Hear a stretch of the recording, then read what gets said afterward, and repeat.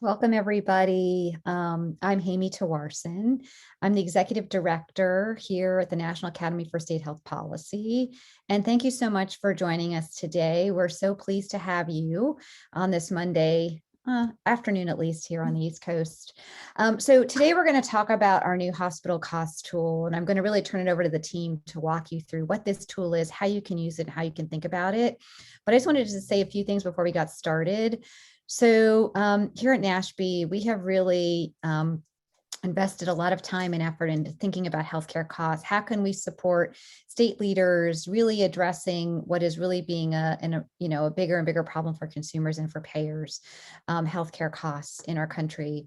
And so we started this journey 5 years ago, before I was here, with our prescription drug work. And in 2019, we kicked off our hospital and health system cost work, really at the request of state leaders to understand more about how to think about health system costs.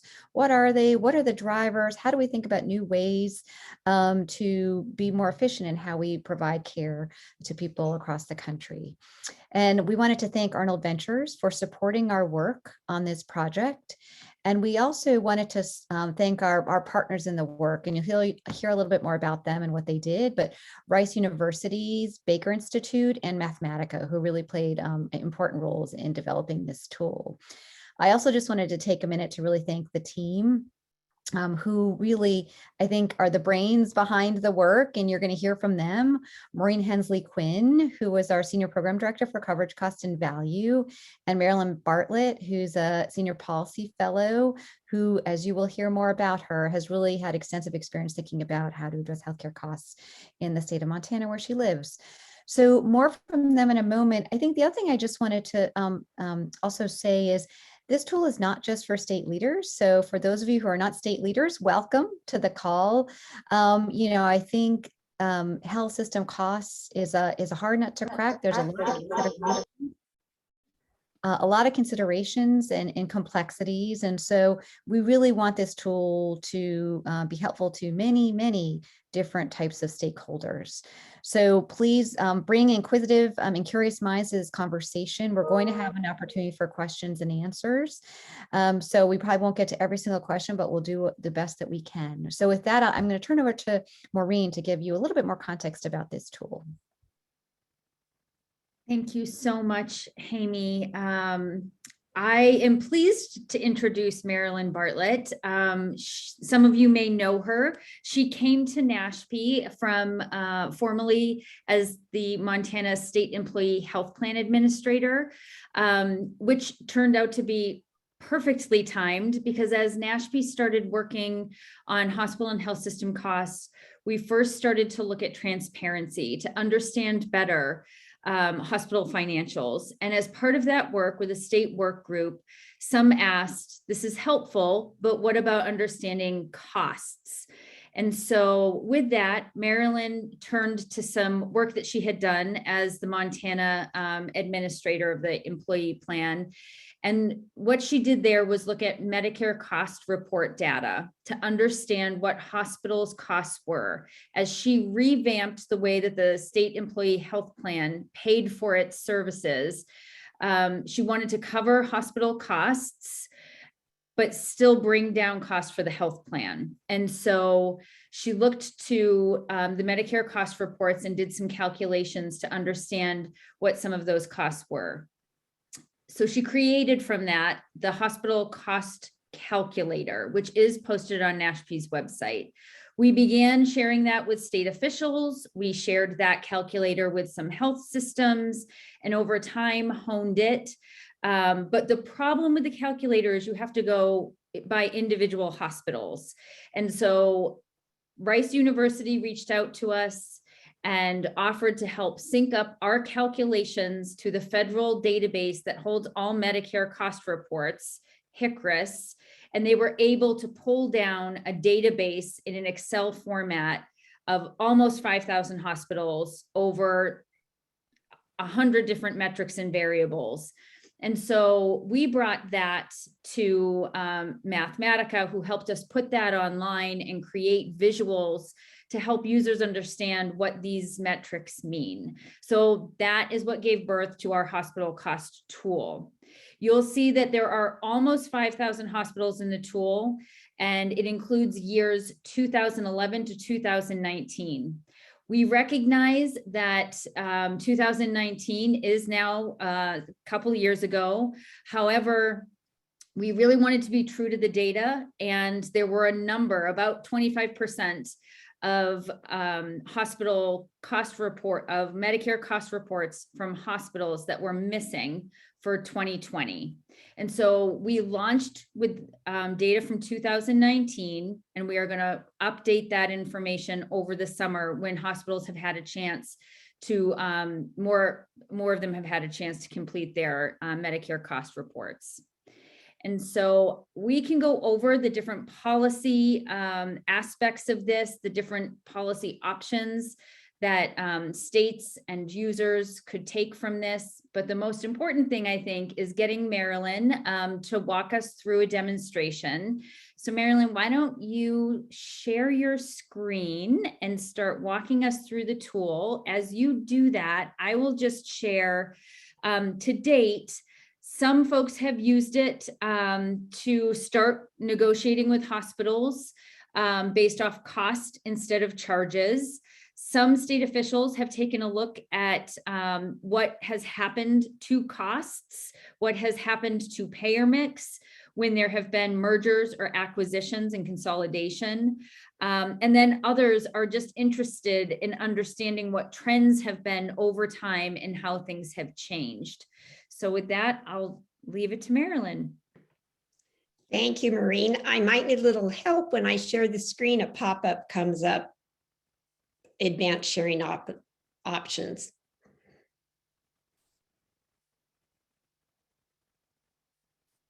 Marilyn, you can just click the green button instead of the little up arrow next to it. You should be able to share. Oh, I apologize. Thank you. The technology gets me every time. Thank you so much, Maureen, and thank you, Amy, for the introduction. We're excited to have this opportunity to share the tool with you. As Maureen mentioned, we do include close to 5,000 hospitals, and they are the critical access hospitals and the acute care hospitals. They do not include the specialty hospitals. What you see on your screen now is the landing page when you do access the link to the online tool. And there are over 150 different metrics calculated, but for this application, we're using about 60 of them. You'll notice that there are 4 tabs. You can go to any one of these 4 tabs, and we'll go through each of them so you can get a chance to see some of the options that you have when working with the tool. You can click on this button here, download the hospital level data set. That will give you the full data behind this. It's quite a large Excel file, but we wanted to make the data elements available so that you could do your own research, your own analysis should you want to. Next, we have the actual variable definitions. You could click on this, and this would be able to give you the specific definitions for every term that you will see used. So they're all meant to help you better understand the model or do different things with it. I want to start off with Explore by State. So I have already pre-populated this. And in this particular selection, I chose 2. I chose to look at Wisconsin. And I chose to compare it to national. So what we do is we look at the medians. So for each one of these metrics, we'll show you the median for Wisconsin and the median for national. Now, I could have picked another state if Wisconsin wanted to compare itself to Illinois or any surrounding states. But for this one, I thought I'd compare it to national benchmarks. So we first look at the median net patient revenue per adjusted patient discharge. Adjusted patient discharge is a standard measurement that is used in the industry, and the calculation results in a patient count basically that combines inpatient and outpatient. So this adjusted patient discharge is gives you a measure of the full patient load of this hospital. We look at net patient revenue first. So how much revenue per patient?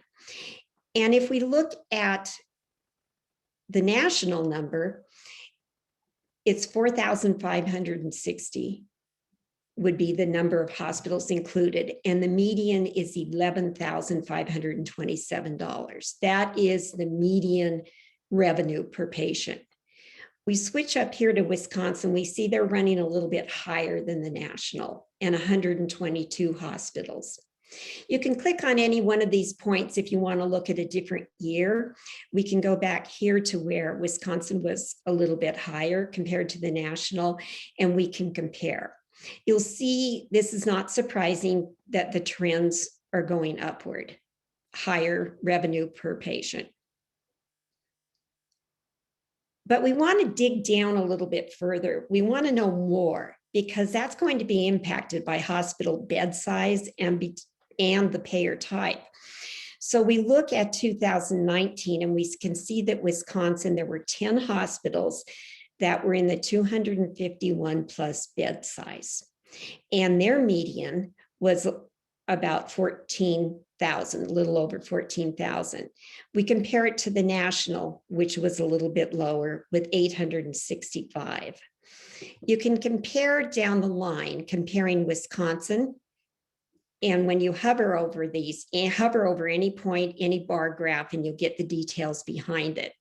So it's important to look at the bed size variance to see the net patient revenue per adjusted discharge, what falls into that compared to the national. But we also look at the ownership type. In ownership, we narrowed it down to for-profit, governmental, and not-for-profit. Now, in Wisconsin, there's only 2 hospitals in this category, but one is the University of Wisconsin. So that's going to probably, well, it's going to be the one that really drives this cost here, or this profit here. So now we take a look at the other side of the equation. Same types of graphs, but we're looking at the hospital operating costs. And this is the cost to provide patient care in the hospital. Once again, Wisconsin's running a little higher than the national, and you'll see the difference, and you can compare it along the line. We break it down further to take a look at bed size. What are the cost changes? The operating costs per adjusted patient discharge, it's not surprising. We usually do find it typically a little bit higher, like the national shows on the critical access hospitals, that the cost per discharge would be a little bit higher, which makes sense. There are fewer discharges, and then we do look at the cost of the critical access hospitals. We also compare it by ownership type. Then we net the two to come up with what is the operating profit or loss per adjusted patient discharge. So this is the operating revenue less the operating costs per adjusted patient discharge to come up with the profit. We see that the national median is 1,547, whereas the Wisconsin is higher at the 3,000. You would want to compare this with other states maybe, which you could do. So let's drill down further. Let's look at bed size. You can get a feel for comparing it to national by bed size, and you can also look at payer type. The next thing we look at is net profit margin. Now, this is the bottom line. We were looking at just the operating profit margin that the hospital achieved by the patient care costs, but hospitals do have additional costs and additional revenue for other sources and other activities. So the bottom line, what is the bottom line? Now, this we express as a percentage, as people are used to looking at profit margins as a percentage. We'll see the national average for the bottom line profit is 4.4%. Wisconsin's running a little bit higher at the 8.8. Again, we drill down further to take a look at bed size and by hospital ownership. We usually see this, that the hospital profit margin is usually higher. This comes in at 11% for the 10 hospitals that are in Wisconsin that are 251 plus bed size. Higher on the for-profit. Again, you can do a lot of analysis from this data. Now, cost to charge ratio is a common term we hear in the industry, and that is the hospital's operating costs divided by the charges. And the charges are the hospital's charge master. We've seen the trend coming down, and we will talk about this later because you've got to dig further to know, is the cost to charge ratio trending downward because the operating costs are lower or because charges are higher? And we will drill down into that. Wisconsin's cost to charge ratio running at 39% when the national median is at 28. Once again, we take it down to bed size. It's not surprising on the critical access hospitals that they will have a bit higher cost to charge ratio. You'll see that their reimbursements are usually, well, Medicare reimbursements are 101% of their costs, and their charge master will be driven a lot from that.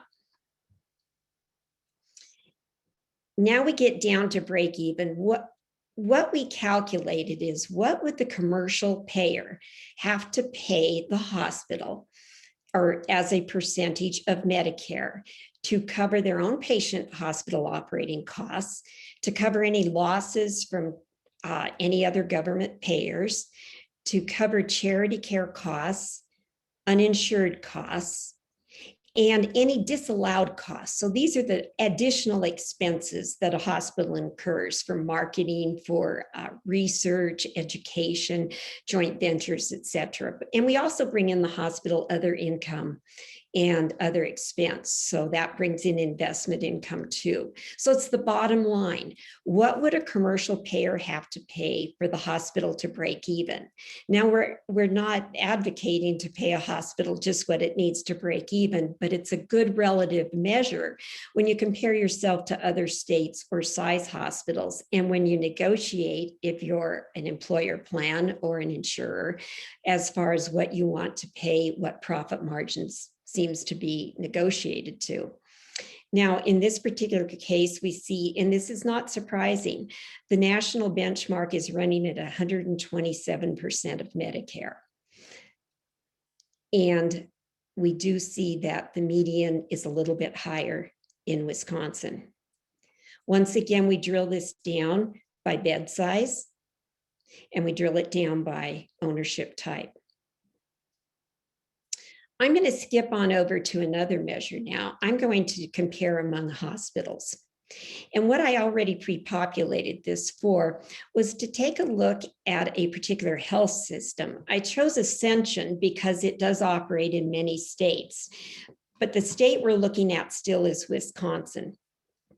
And I chose 2019 as the year, but you could choose any year that you wanted. So if we scroll down and look at, first, we're going to start with the total adjusted patient discharges. What is the patient volume? And we're looking at just the Ascension hospitals that are in the state. So we can hover over and we can see, which not surprising, the larger patient discharge calculations are coming from the larger hospitals. This is Ascension Southeast Wisconsin Hospital. It's a 251 plus bed size, 39,000.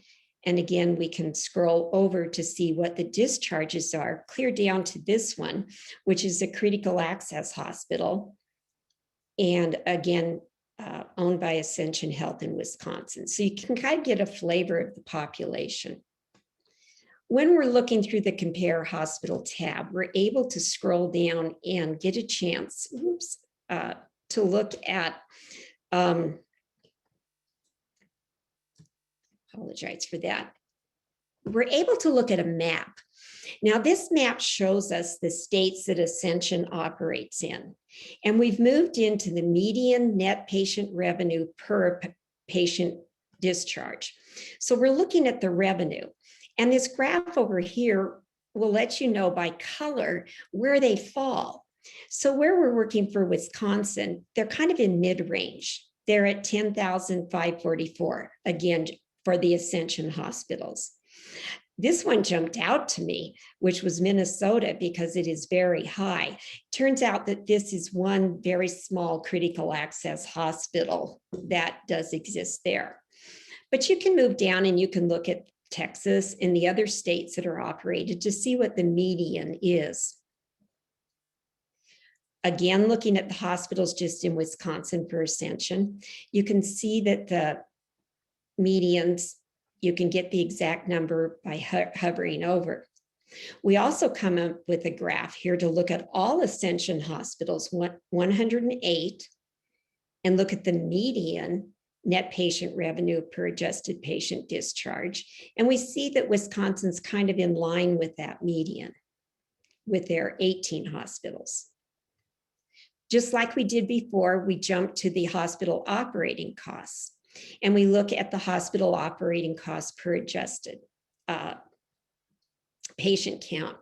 This time, Illinois jumped up a little bit. It had been in the lighter blue, but we see that Wisconsin is still in kind of a lower range on that. You can look at how this is dispersed by the states. We can get into the detail here, hover over, and you can see the exact number or the exact dollar figure for the hospital operating costs. And we look at down here the comparison. We see the median for Ascension Health hospitals is 8,559. So Wisconsin's running a little bit lower on the operating costs. We now come down to the operating profit or loss per adjusted patient discount. You can hover over to see the exact hospital. And here we can see the profit is higher in Wisconsin, which is a function of the lower costs. And you can see it compared to the median for the national Ascension hospitals. Jumping down to net profit margin, this is the bottom line. We can look at the hospitals specifically. You can see here that this is Ascension St. Clair's Hospital. It's a 26 to 100 bed size, negative 24 profit margin. We could analyze that hospital, or we can look at some of the higher too, with 44% on the Orthopedic Hospital of Wisconsin, MOSH, and several others. In comparing the Wisconsin net profit margin to the national for Ascension Health, we see that Wisconsin median is running a bit higher. At this point, we look at charity care costs. Now, this is the cost of charity care. It's not ChargeMaster allowed, it's the true cost. And we want to see what percent that is of net patient revenue. So what percent or what volume of the net patient revenue came in was used to spend for the costs on charity care? The highest here is coming in at 4% for Ascension St. Francis. We can see it range clear down to a very small amount here, which is the Orthopedic Hospital, which is 0.1%, and the median's coming in around 1%. This is falling a little bit lower than the medians for Ascension nationwide. We then look at uncompensated care. This is the uninsured plus any bad debt, again at the cost. We see Ascension Good Samaritan at 3%. This is the percentage of net patient revenue, and then ranging across the board, clear down to this. And again, it's the orthopedic, which does sound reasonable because it is an orthopedic hospital. Comparing to Ascension nationwide at 1.4%, Wisconsin's coming in at 1.2%. And these aren't uncommon national. We're finding national is between 1% and 2% on the charity care and the uninsured and bad debt.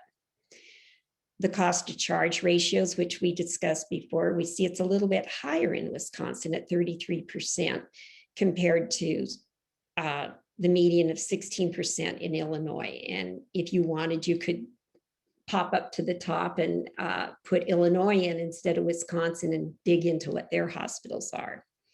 We look at the cost to charge ratios across the board. Again, not surprising that those larger percentages are falling in the critical access hospitals.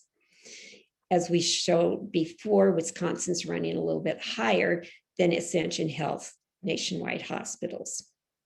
Now we take a look at break even, and this would be at 100% of Medicare. And we take a look at what would be the break even point where all of the hospital's expenses are covered.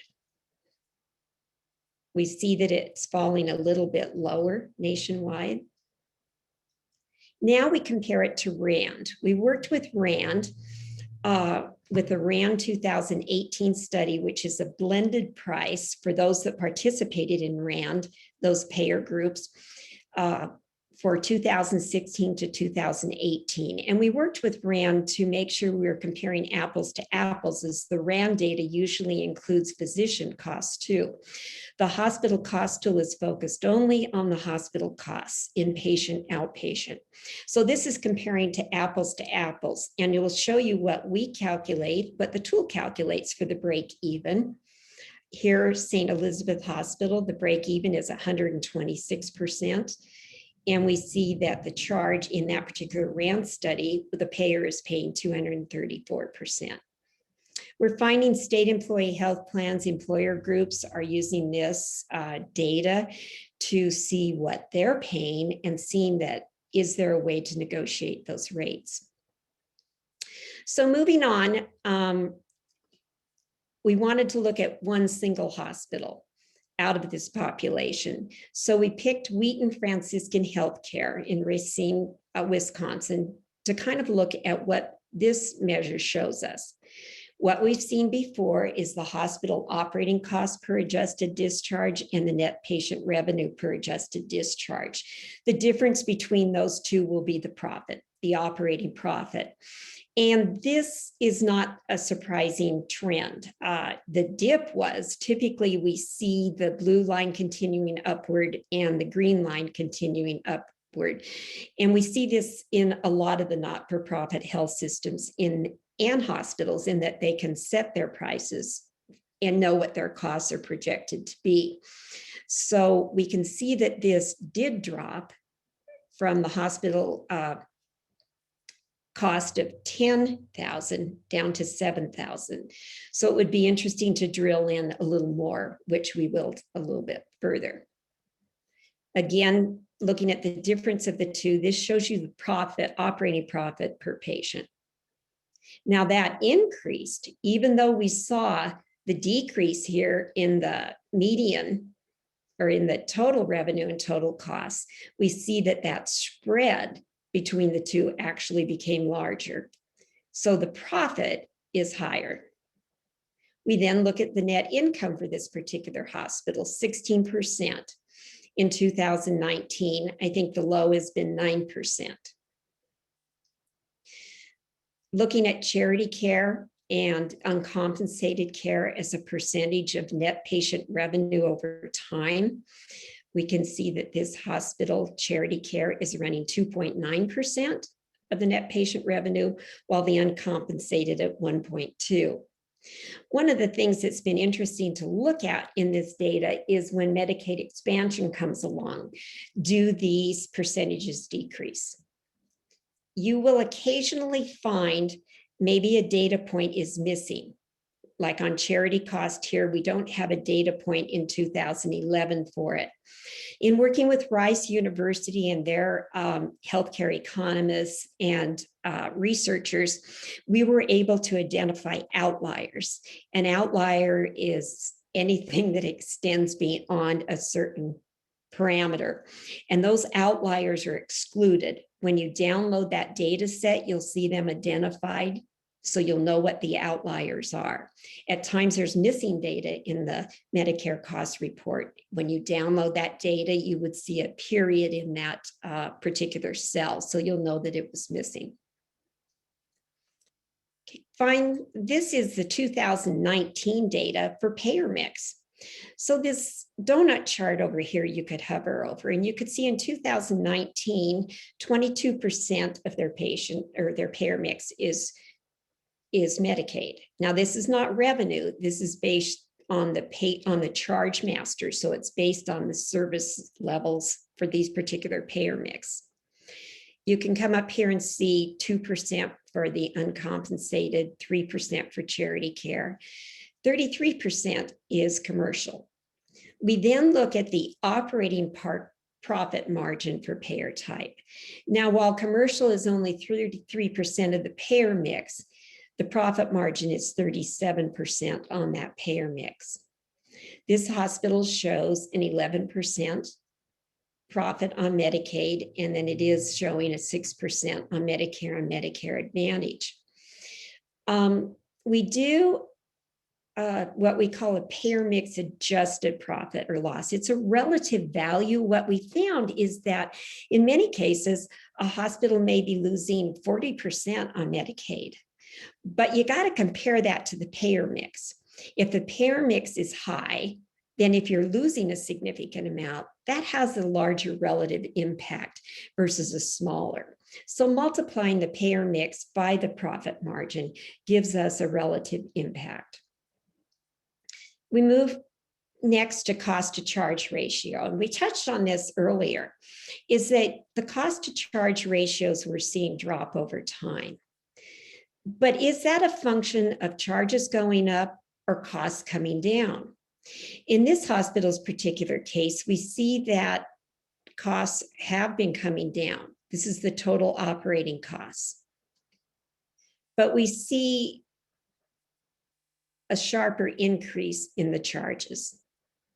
The other reason I want to point this chart out is that if you're an employer in an employer self-funded plan, most likely you're in a network, and that network bases the reimbursements on a discount off charges. And I think it's important for you to focus on what the charge relationship is to cost. I've been reviewing some contracts lately, and I see the performance guarantees for network performance come in around 27%, that the network is guaranteeing they will come in at a 27% discount. So it's interesting to look at how that really does unfold in comparison to the operating costs. We then move to the commercial break even, which I described before. Since this hospital is making profits on Medicare and making profits on Medicaid and has a fairly low amount of charity care and uncompensated, it's not surprising to see that the hospital could break even at close to 100% of Medicare, because it's the Medicare rate that it's being paid is generating a profit. And we use their particular Medicare rating structure to calculate this break even. On this particular chart, we compare it to the RAND price. Now, the RAND price blended was 281 during this time frame. This is the break even. Again, we're not advocating hospitals should break even. They do need to look at other aspects, but it opens the conversation for policymakers, regulators, or employer plans. You can change this for any year, and it will provide you with that payer mix chart by every year. Finally, I want to go to the Explore Health System tab. And since we were looking at Ascension, I left this in, and I left it in for 2019. This shows you the total adjusted patient discharges. And you get to kind of see where the volume is for this health system. Now, we've been focusing on Wisconsin, 18 hospitals here, 243,000 adjusted patient discharges. Michigan's running slightly higher at 287. Illinois, 237. I want you to focus on Indiana, 183,000. So we see in that area where Ascension is. Not surprising, most of the discharges, you're going to have your higher volume with their larger hospitals. And we see their split between not-for-profit, government, and for-profit. Next, we move down to take a look at the median hospital operating profit or loss. Now, this is the median, and we know from the other data that the profit margin was higher in the larger hospitals. So this is the median, and those states aren't running too differently. We see the Illinois, and it was interesting here because the Indiana was identical to the Michigan at 1,655. And we see it's a little bit higher in Wisconsin. Again, this is the median. But how does that play out?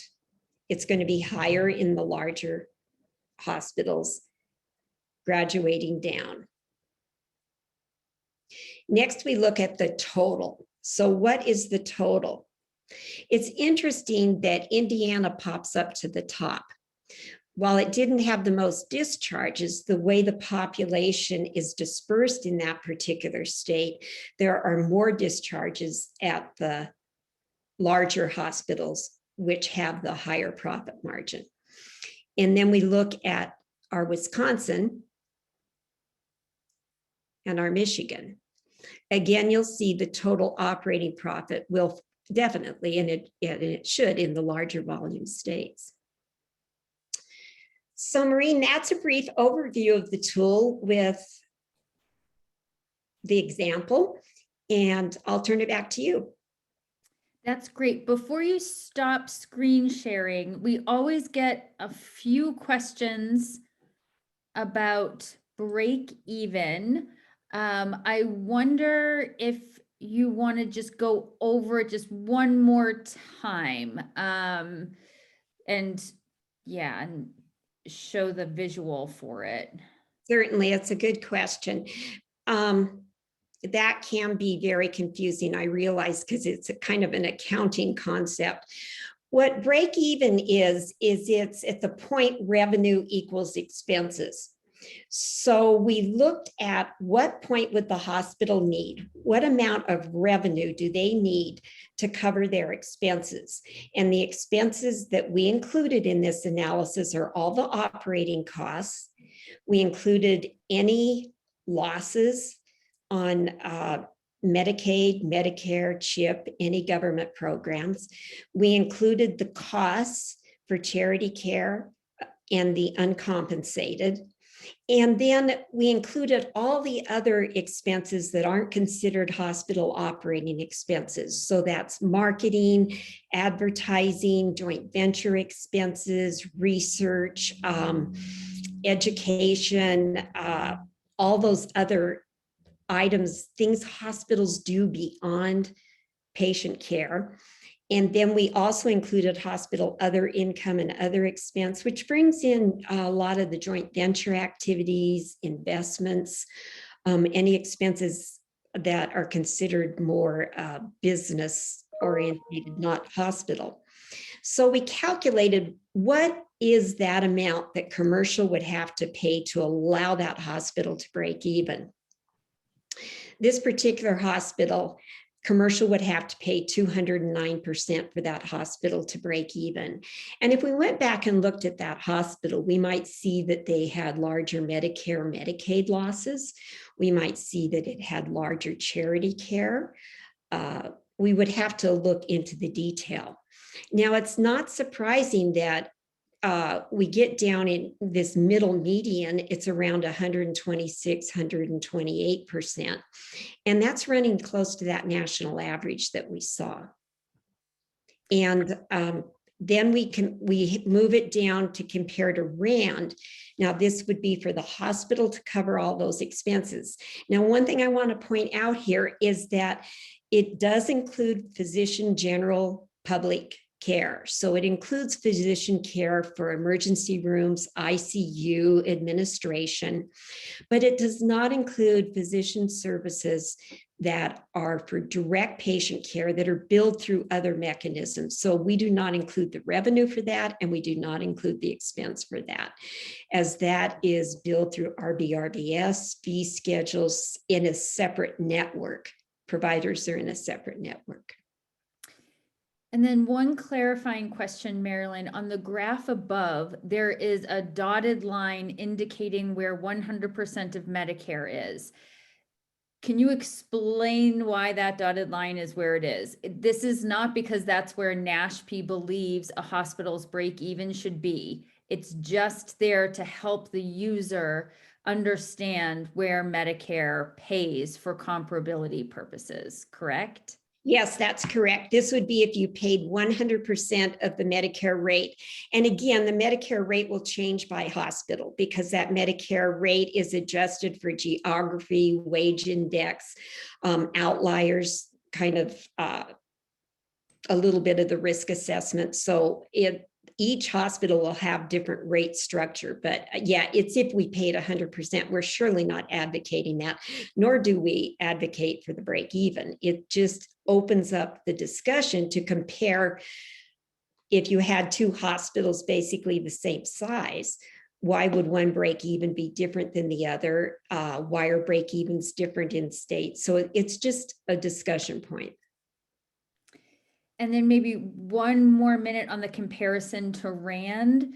So the hospital data set between RAND and our tool, are they the same hospitals? Are they different?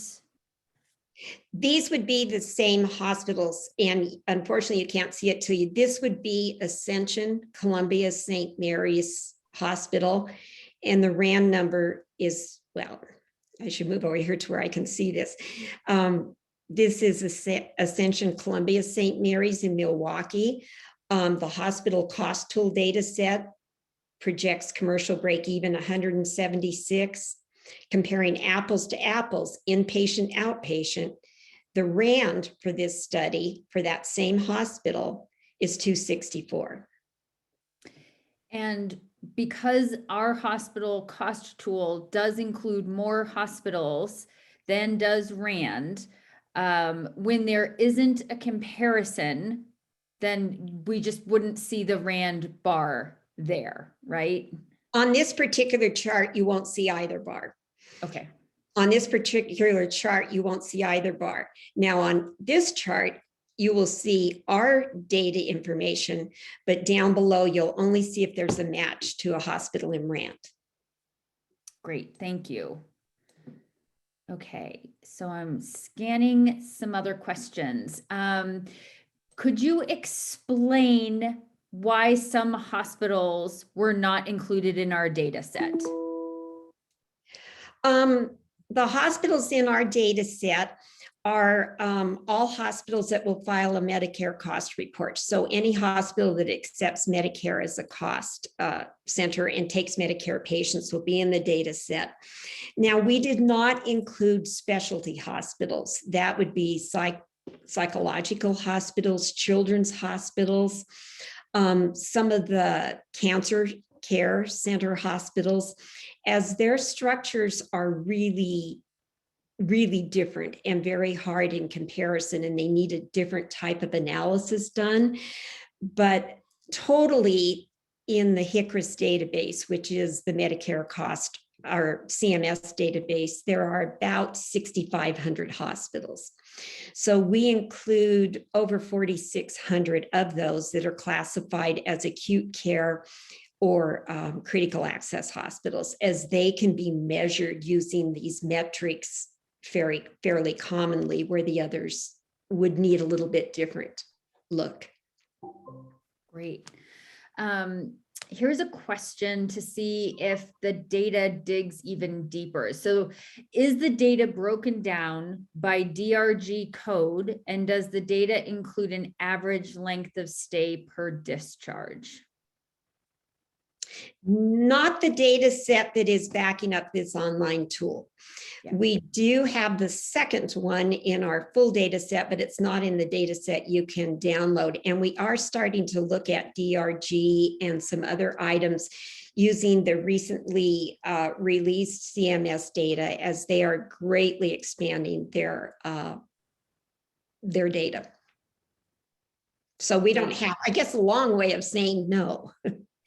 And I'll expand upon what Marilyn just said, that as we have worked with this data and worked with this tool and the cost calculator that is available online, NASHP has been pulling in new metrics, but we didn't feel totally comfortable highlighting all of the metrics that we are getting to know better.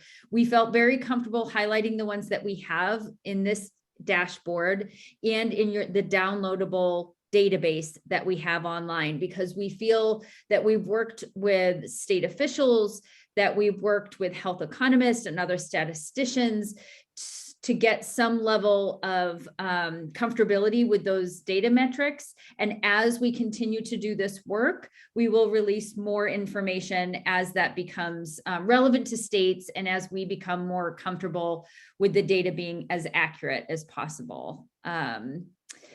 So another sort of data question, Marilyn, I know you love these. While revenue and cost is adjusted per discharge to take into account outpatient business, are the revenue and cost per adjusted discharge case mix adjusted?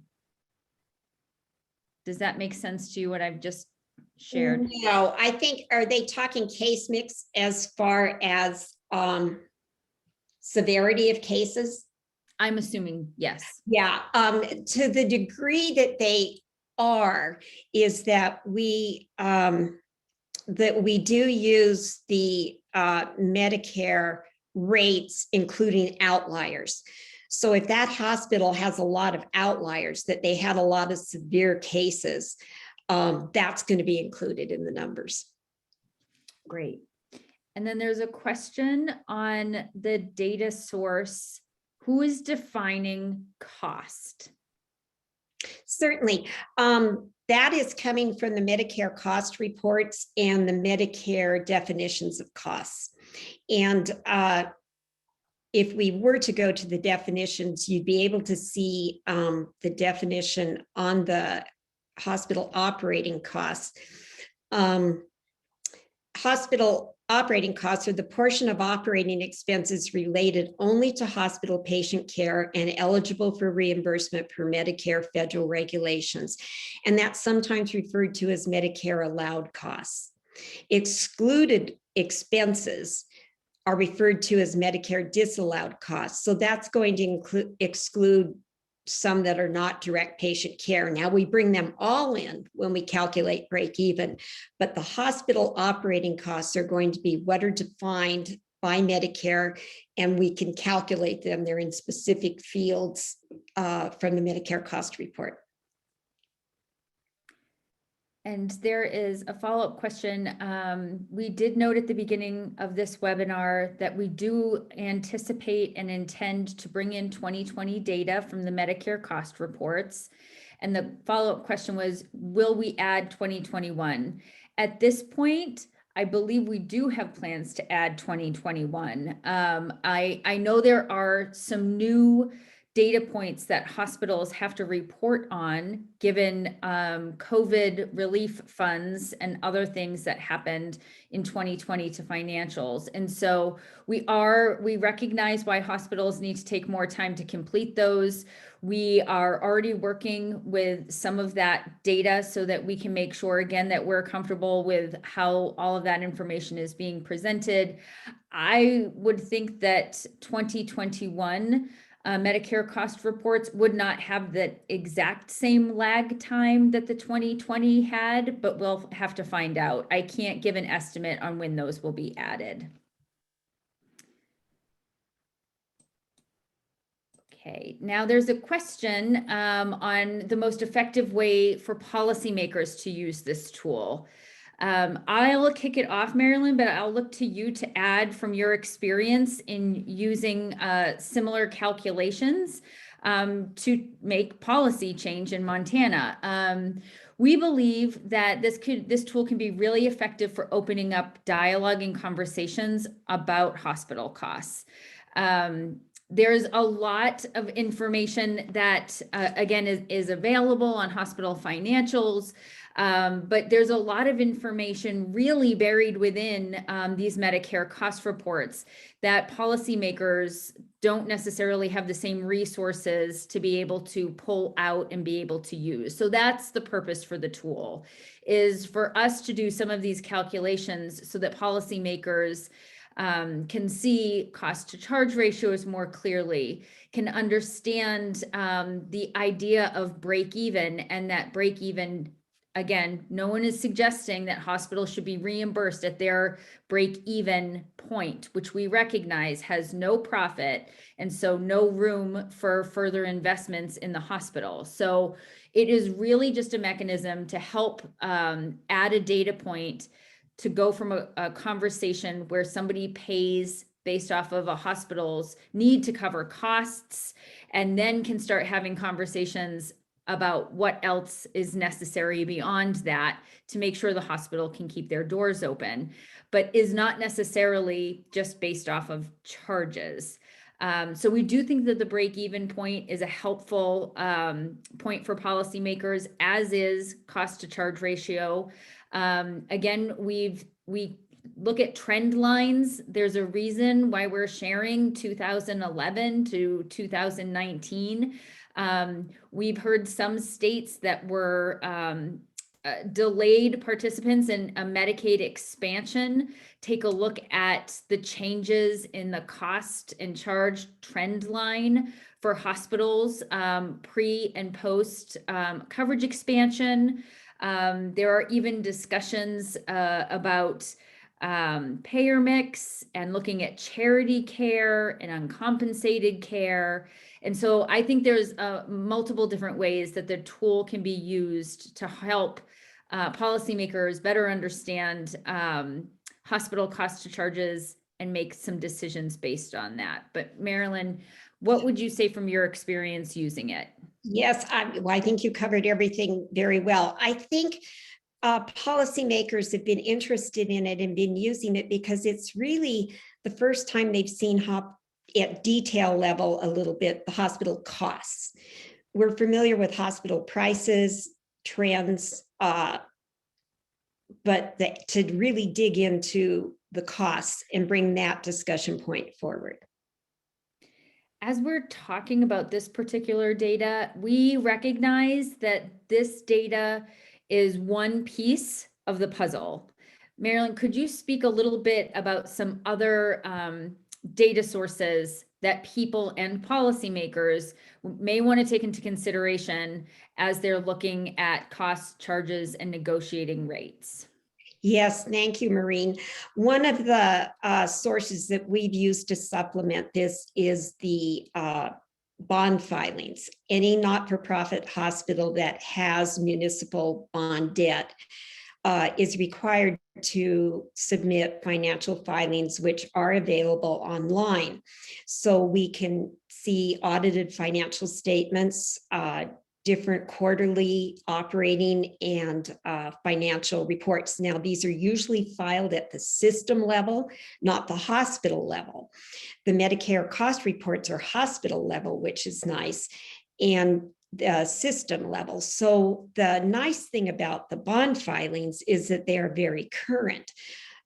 Because of the bond disclosure requirements, hospitals have to submit quarterly information fairly quick at the end of the quarter. So we're able to look at financial position.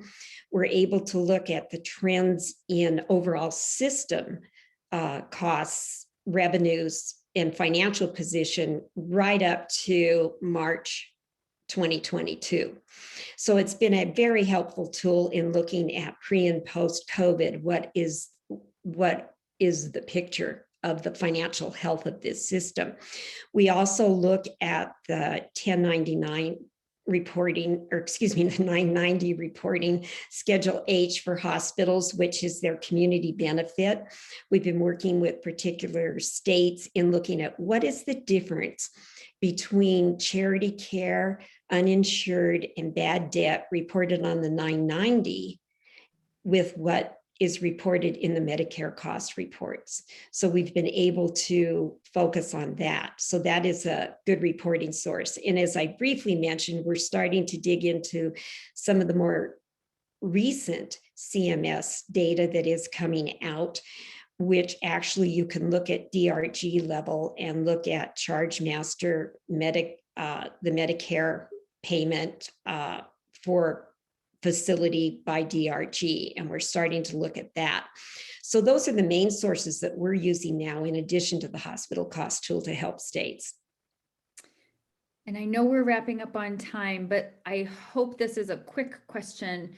Marilyn, is there any relationship between the data points that we've shared today and hospital price transparency figures?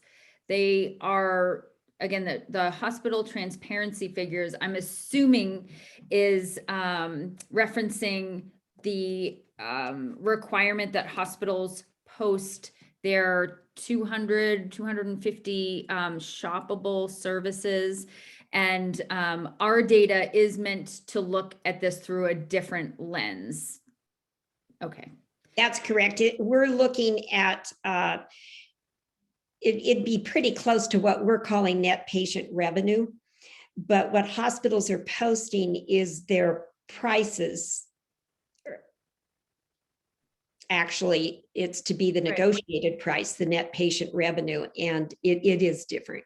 I mean, they're a little more detailed in type of payer than our data. And then there's another question making an excellent point if we've considered linking this data to outcomes data.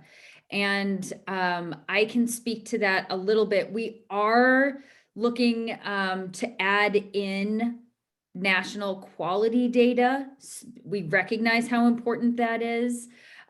We wanted to do a little more digging on the source that we should be using. There's numerous sources for quality data out there, and we wanted to make sure that we were using one that state officials and others would find most reputable, and so we're continuing to do that.